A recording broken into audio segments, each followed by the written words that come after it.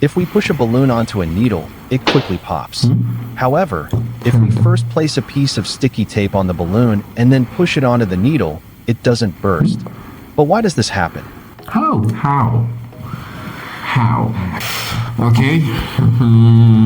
ይሄ ባሉን ነው እንደምታዩት እቺ መርፌ ነች መቼም ይሄ እንደሚፈነዳ ማናችሁም ታውቃላችሁ ስለዚህ ይሄን ማሳየት አይጠበቅብንም ለምን እንደማይፈነዳ ብቻ ፋይንድ አውት ዳርክ ኦኬ እንዳቆርጠኝ በተርሳ ተጠቀም ትራዲሽናል መሆን አለባችሁ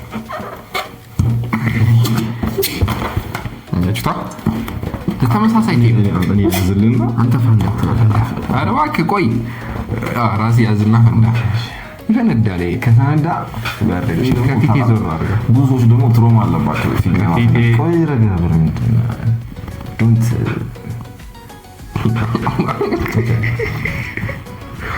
ቢስሚላህ ወንድ ነው ኮንታ